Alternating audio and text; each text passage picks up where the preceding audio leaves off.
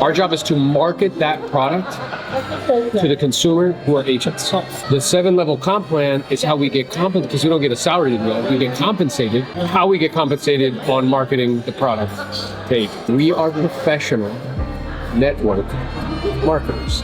So what does networking entail? What you talked about. What else is marketing? Media. So if you do those two things aggressively, then you will be disproportionately rewarded because of the comp plan. I was like, that's right. That's why everybody should be doing media, because we get basically paid. We are EXP's marketing force, marketing partner, and they just share half of the revenue with us. Casey was the blonde? The one whose husband died that they gave the award to. She is a professional network marketer. She's been in a network marketing company called New Skin for like 25 years. So she's built a large organization there, plus she has 2,000 agents in. That's why when I hear her speak, like, she knows the end, like she knows what the business is, inside and out. She gets it and has executed. Well, she's very clear. Because in that meeting, they were talking about like how, we should make it to where like there's not silos and everybody's helping. And she was like, well, I'd like to offer a different point of view. Like, you want leaders to lead. And it's okay to have like healthy rivals and competition. And if you get beat by somebody that's better than you, like, okay, that's what it is. And you want leaders to that. She also said that you should keep it like uniform till a certain point, and then like let people do whatever they want to do. She said when an agent has 500 people under that, they could start their own brand, like their own website. But before that, they should be under like the brand, like illegal. You know what I mean? It's like, and the way a guy described it, which I thought was insightful, was like, Gary Keller used to tell people this is where entrepreneurs thrive, and he was like, no, this is where entrepreneurs thrive, because it's like we're all the platform is the platform. But it gives us an opportunity. It's like you're in an app store, and you can have your own app in iTunes. You know what I'm saying? And not everybody's going to be everybody's flavor. That's okay. So it's just very insightful. Personality, approach. There's so many factors why somebody will want to join you or not. Right. Like we were talking with Carla, had like this awareness. She's like, oh, like I can do more of what like I'm doing. Well, and I think Carla in the past, she was like, oh, like I do the operations side. And Aaron does like the attraction side. She was like, oh, I can do attraction. I'm like, yeah. You could have YouTube videos where it says, you want to have a confidential conversation. I don't have my own calendar. But here's the thing. So what Jose was telling me at his event he was at, there's a guy there that talked about, he's basically talking about duplication, leadership. What he said is there's 12 different skills of leadership. One is like coaching people one-to-one. Right. One is like events. One is like running a third-party call. One is like time management. You know what I mean? So there's like 12 different skills, and I told him that would be a perfect thing to talk about at the leadership retreat with DR. So what's interesting is right now, like, and as he was reading them, it's like email management, like all these different things. And I was listening to him, I'm like, yeah, I have, a lot of those things, but he was saying like, you can also seek out training on each one of those individual skills. So like for you, a skill that's you became aware of today that you could cultivate is running a third party. But also having a link and putting it on all my social media and blasting it out. And your own separate calendar that's not mine. Right, and having a YouTube video about the model and about why how it changed their life. How it changed my life specifically. Yeah, and understanding the other different models when they ask you questions, like all the stuff that I'm doing, like you can do that. But I could talk about my experience as a mom and how I want more time with my kids. So you can bring that.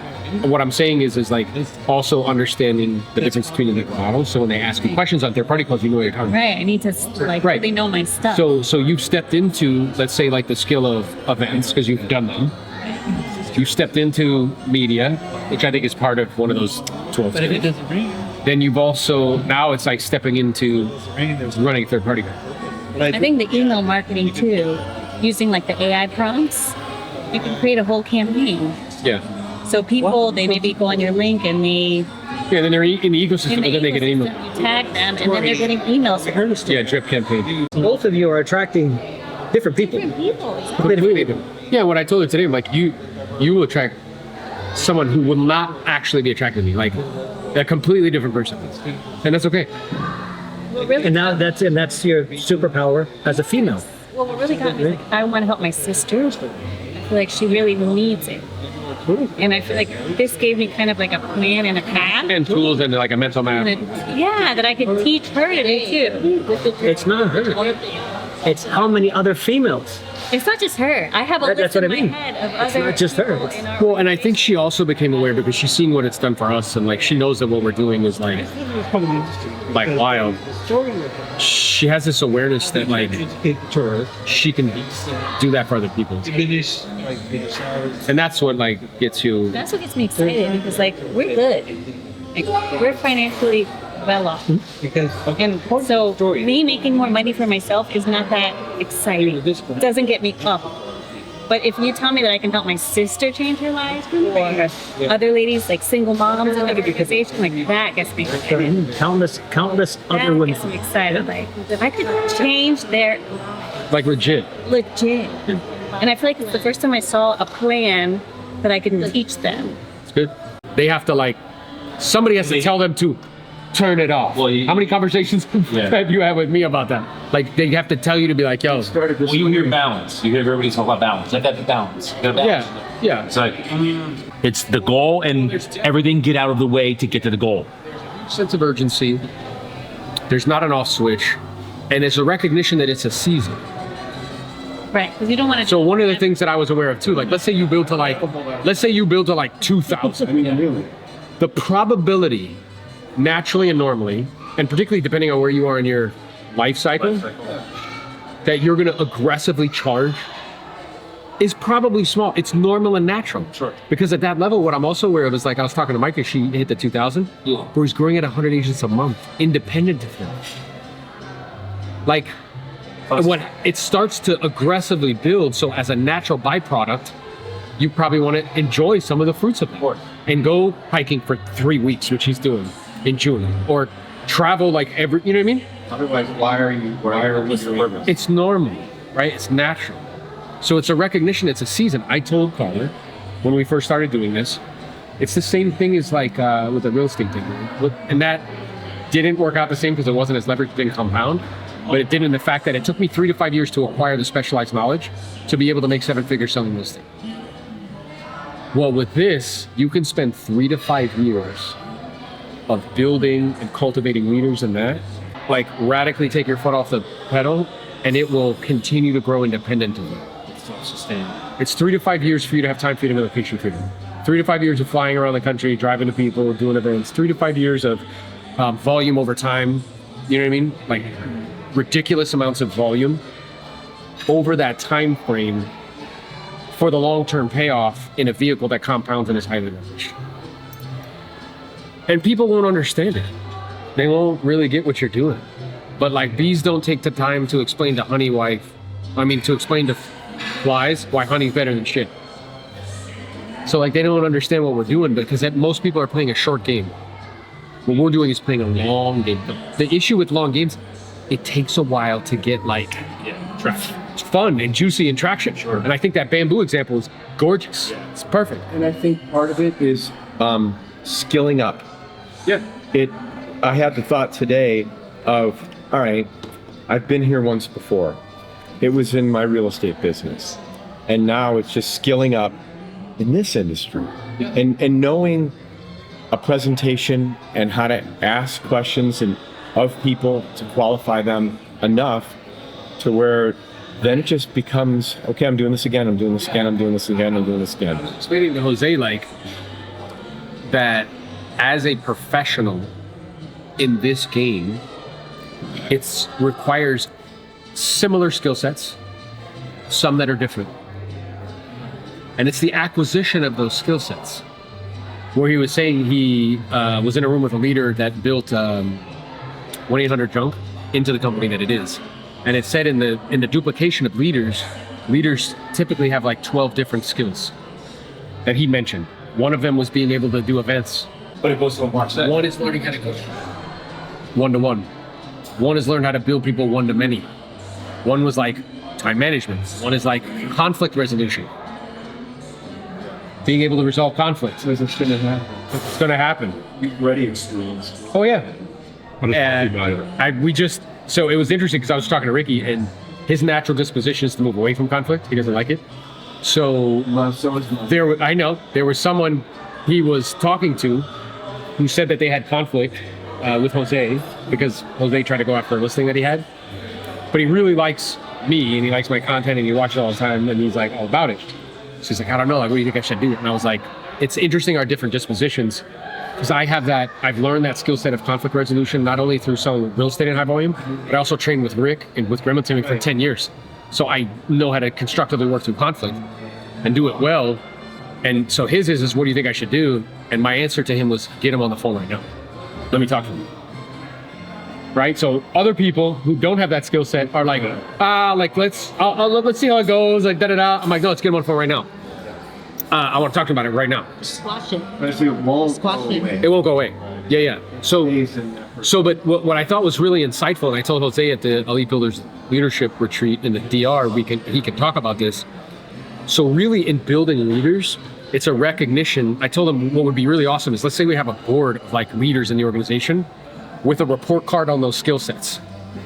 So like Mark's like a 10 on this, he's like a 5 on this. He's like an 8 on this, he's like a 7 on this. So that way we know, Call on people. and we know what areas they need to work on and what areas they can help others with. Because if you're a 10 at something and Dan's a 7, I'd be like, yo, you need to talk to Mark about that, on how to do that. And that's super helpful. And I think with radical transparency and with no ego, so with that exercise we did today about like, what are my strengths and weaknesses, right? Yeah. That requires like you not getting upset about what somebody says accurately about what could be a weakness for you. And being vulnerable. Well, yeah, the person who's giving you that guidance is giving it to you from a place of love. Like, I'm not trying to be an asshole. Sure intent. Yeah, and what I think is also true is that with those type of report cards, you know who to match with who would be like really good team to work on something together. Does that make sense? So in a very interesting way, it just happened to be that way. But when we were doing strengths and weaknesses, what Carla's weaknesses are, I happen to be very strong in. And what my weaknesses are, she's exceptionally strong in. So together, we're actually a really good team.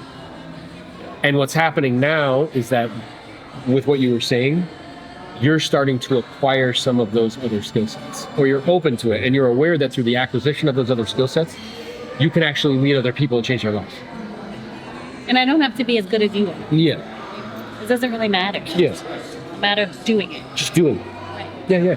And like Casey said, the only way that I'm going to get better It's by doing it and going back. Yeah, because she asked her, she's like, well, as an introvert, how'd you get better at speaking? She's like, I had to speak all the time. Yeah. And the thing that gets in our way also is, and I know I've experienced this, is my thought always goes to, well, I'm not as good as. So then I shut down.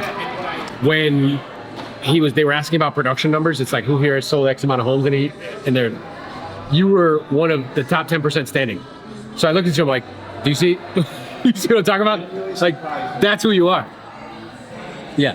What he was talking about, you have, like, for doing these events, there's got to be a skill that you're giving to these agents to go to these events to do it.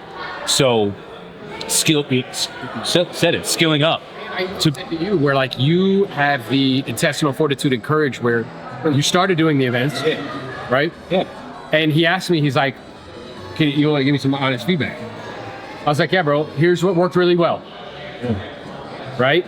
And I was like, yeah, and what I'm also aware of is from a speaking perspective, you can get better at telling stories and with interacting with the crowd. He's like, all right, what do you mean?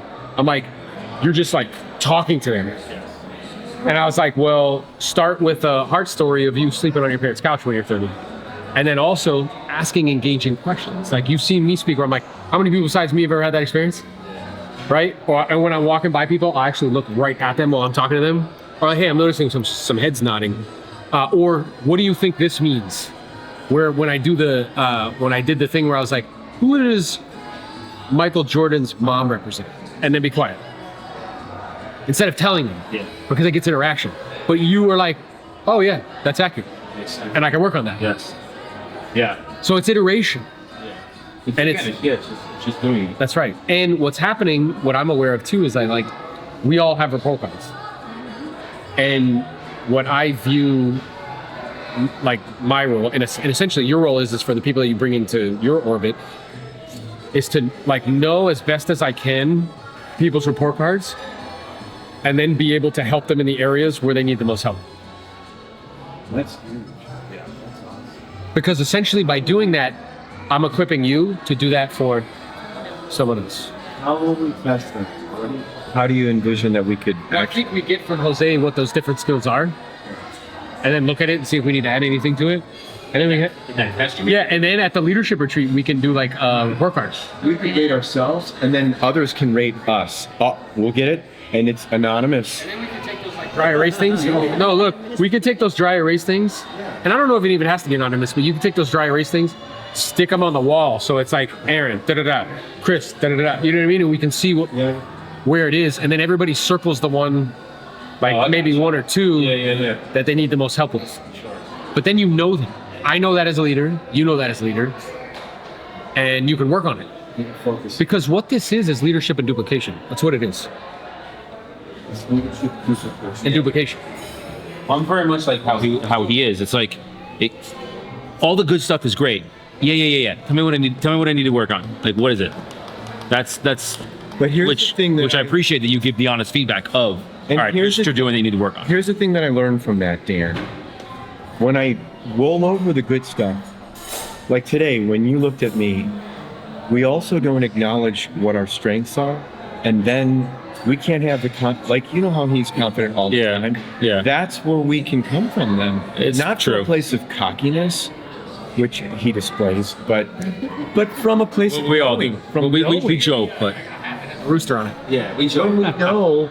When we know it, then we can really. It's true, and I just became aware of is I shared with you that one of the areas of opportunity for growth is like belief. What I'm aware of is pushing it away and not sitting in it Yeah. leads to a lack of belief. Yeah. That lack of acknowledgement and acceptance, like, yeah, that is who I I am. just rolled over it and I glazed over it and it's not in here. Yeah, it was more like, you didn't even hear it. It was more like, yeah, and what I'm aware of though is, but what I'm aware of is that actually leads to a lack of belief. Because you're not acknowledging, accepting like things that like are true and who you actually are. I think then what would be fruitful for all of us is giving legitimate compliments, like giving that, and exactly. And then the second part is actually having us accept it. I think we need to do.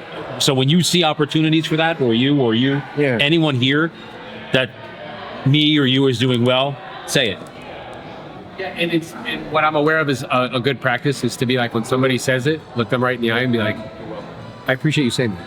Or I received. Or you know what another good one Rick taught me is, thanks for noticing. Who taught you that? Rick Carson. Or another one would be like, hey, that felt really good to hear you say that. Can you say it again? Accepting of those things, acknowledgement of those things is actually love. But it's self-love. And what you're saying to me about like confidence, it has to do with trusting myself, but also having a very high level of self-love. You would say in the mirror every day, I love you and I trust you. I remember you saying that. Like 10 times. Like, I love you, I love you, I love you, love you, love you, love you, love you, and I trust you. 100%. You're looking at yourself. Yeah, in the mirror. Yeah. That's what you're, and what Casey said too, which I thought was dope, is like, when you tell people the truth, they feel it.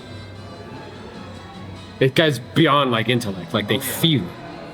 So what I just said, like I'm aware, is true because I felt it. That what you're actually doing is when you acknowledge those things, it's a form of self-love. And it's that you love yourself. And we express that because I think sometimes we when we see that, we express that as like, oh, they're like full of themselves. And I'm aware that there's a difference between like arrogance. I get that. I know that that's different. But I'm also aware like another way to say that is like, man, they really love themselves. Arrogance is It's like when you feel like You're you're better, better right. than everyone else. When we are feeling that, like just a moment ago, when you saw what I was experiencing, I felt connected to who I truly am. That's it. And when And I'm wondering, when you were connected, when you felt that connection to who you truly are, what brings emotion?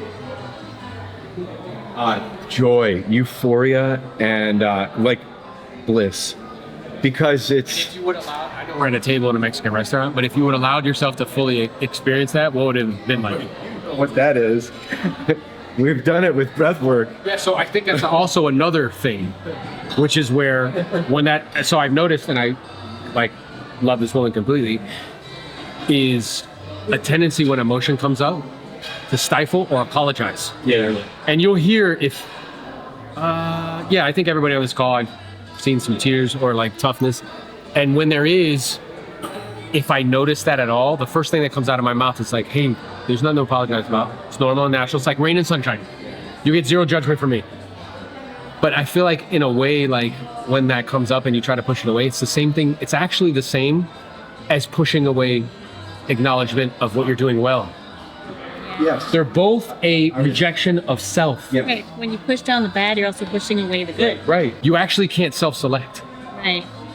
Because they're both emotions. Yes. And you're both, Blocking one emotion. yeah. So you're actually, so notice how they go hand in hand. So I can say to you, hey, you're really good at this. You're like, nah. And then when emotion comes up, Thanks for noticing. yeah, thanks for noticing. Or when emotion comes up, it's like, oh, I don't know, I'm crying. Like, I'm such a mess. Da, da, da. It's like both of them are not accepting of self. I think apologizing for the emotion is because you feel that it may be a sign of weakness. And you don't want for anybody to think that you're weak. Yeah. So apologize for that weakness, but in reality, it's growth. You're actually being growth. you're actually being vulnerable, Which is correct. and you're apologizing to yourself for being vulnerable, Yeah. which is crazy when you think about that. You're being very. The act of crying shows vulnerability, and you're actually apologizing for being authentic and vulnerable, which makes no sense. I think what freaks me out about it the most is like I can't control it. It takes over, and I like to be in control. Yeah. So I think Consider that if it flows more often, there's no need to regulate. It's just something that's you become used to. And I think it wouldn't be like me fighting against it. It would just well, and I think what's interesting is there's a layer there because it's like, what exactly am I afraid of? Because my need to control it means that I'm afraid of something. So it's like, what am I actually afraid of underneath? The core of it Yeah. is fear. Looking What's the stupid. fear? There you go. stupid Looking stupid. Stupid. or weak, Yeah, being judged. being judged, Yeah. criticized. Yeah. So And we talked about that earlier. Like, where's that coming from? Feeling that onion. Yeah. so Interesting. some breath work at the DR event would probably be a good thing Yeah. with everybody together. Well, if it's going to be a more intimate, yeah, more intimate time, I think that breath work would be I would welcome it. I would want it. yeah, and I think what's interesting is here's what I also believe is true. You cannot have access to all of your gifts until you fully accept yourself as you are. I think it's like an unlock. yeah. Well, that goes to like, You can't have the full expression of you what's if I'm hindering myself in some way. on the board? You're in your head. You're not What was really. that quote on the board today? It said like you were the best version of what was You're the that? best person to help. Yeah. Version of yourself that you use. That you used to be. That's it. We're like a vessel. It's a vessel. It's a conduit. So if this vessel has internal friction or duality or a block, it can't come through fully. The fear will block it. Does that make sense? You can't fully express who you are until you actually fully accept who you are. Yeah. Good and not so. Because I think what we try to do is we try to like, particularly on media, like we try to present like the good. We do. That's all. All media is. Yeah, and I'm aware like we all have like, Of course. yeah, and we're all not perfect. We all make mistakes. We all like, that sort of thing. So I think, yeah, and perfection is the fear of failure in disguise. So it's like always trying to like, so it's interesting. I was talking to somebody one time and he was like, yeah, it took me like an hour to shoot one piece of content. I'm like, you know why? He's like, why? I'm like, because you're acting. You're not being yourself. Is it hard to be Christina? No. Like the moment somebody puts a camera on, I don't know why everybody's like, fuck, it's hard to be me. Like, why? Get in your head. Just be yourself, bro. Like, that's it. And it's the best form of advertising because people either dig you and be like, Mark's my guy, or be like, I don't like that guy. Either way is fine. I really just want to attract the people that want. Yeah, and now because of the internet, I can scour. Like, if you think about this, like 250, 300 years ago, if you had like this amazing idea, you were limited to the people you could share it with, which was your village, wherever you were born. That was it. Now, because of the internet, I can scour like billions of people, whatever, the 4 billion people, 5 billion people who have the internet, to find 80,000, 100,000 who like the way I do. And that is unbelievable that we have that at our disposal. But then what gets in the way of it? What? A lack of a willingness to express oneself fully. So what I find interesting is like everybody, like, and I mean this lovingly, I think the AI is cool. I think that it can help with some of the technical components. It cannot help you express who you actually are, which is the best form of advertising. And in order to do that, you have to get over your own insecurities. And that won't help you with that. Sorry. Because AI is just taking words that it created and putting it into what do they call your totem or whatever it is? Yeah, and it's not connected to this. No, and you can't do high tech without high touch. People think like you can automate everything and you can grow like a no. This is with people you can't do that. So I like just really get clear on that. Like because everybody here is doing media. Like all that stuff is cool. It cannot help you to fully express who you are, which is the best form of advertising. Because what it'll do is it's a magnet. When you stand up and fully express what's true for you and you talk about why you do what you do instead of what you do in terms of like what your values are, you will draw people to you that either have similar values or aspire to have those values, and you will instantaneously push people away that don't. It's actually the best way to find your tribe, is to be yourself. Yep.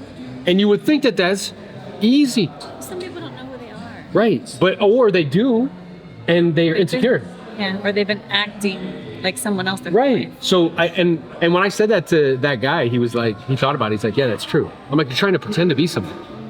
That's why it takes you so long to shoot. Right. Where now, to shoot, it was Ben. And Ben now, he's being himself. And it's so cool to watch. I love that.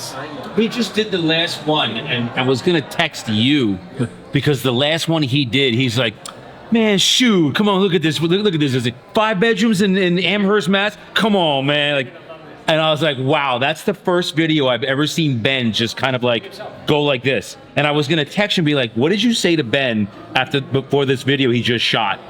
Because it was completely different than the other 10 that he's done. Watch the first 6 months of what he was doing. It was mechanical and he was acting. Yes. And I just kept telling him, like, bro, I have conversations with other people. I'm like, dude, I know you have strong opinions about things. Can I make a suggestion? I'm like, he's like, yeah. I'm like, share them. Because that person has a pleasant person act. He wants everybody to love him. I feel like... And I'm like, hey, I need you to understand something. If Jesus showed up right now, somebody wouldn't like his hair, somebody wouldn't like his sandals, somebody definitely wouldn't like the color of his skin. You can't... If everybody loves you, you're actually fake. Because if you're yourself, somebody's not gonna like you. You're not pushing someone away. You're not getting someone towards you. Yeah. So like, and by doing that, you become polarized. And that's the awareness. So I used to be like, oh, I don't know. And now when I do content and I see, because I don't look at any of the content that they chop up and post, but I'll see it as it comes up and I'll see it and I'll say something that's like controversial, aggressive. I'm like, oh, this is gonna be fantastic. Oh God, people's gonna, you know what I mean? Because it'll pull people towards me and push people away that aren't interested in what we're doing. But that's the hack. That's the unlock. And I want everybody to be clear, no gadget or gizmo can help you to unlock that. Like an acceptance of self and a full expression of self. Because it's the best form of advertising.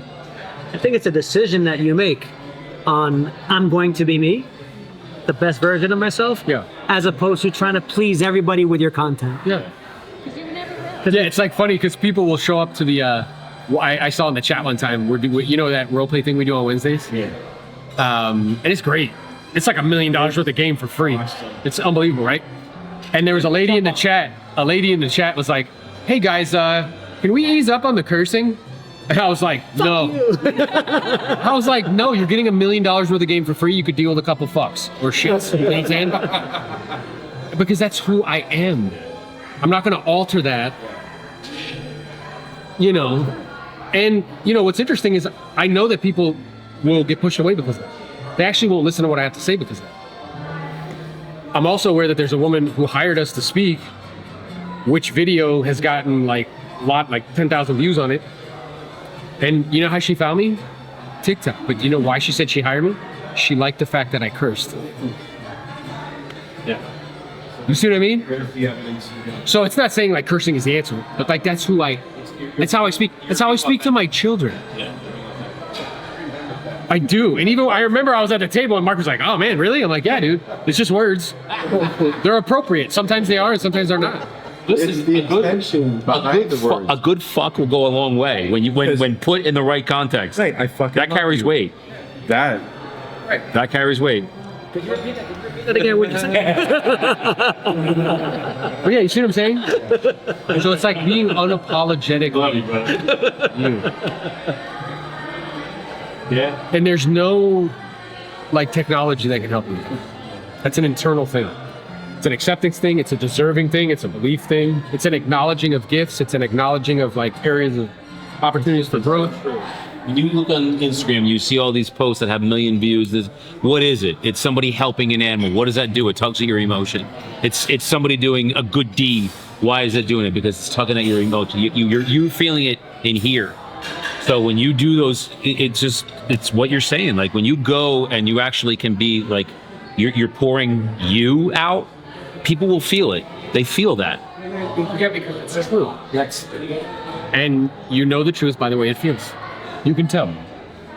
I noticed that the most powerful speakers, at least for myself, I gravitated to them when they were like incredibly honest with their personal struggles. When they started off with that, Yeah. it's like the rest of the time they had my attention. I'm like, this person's real. I'm in.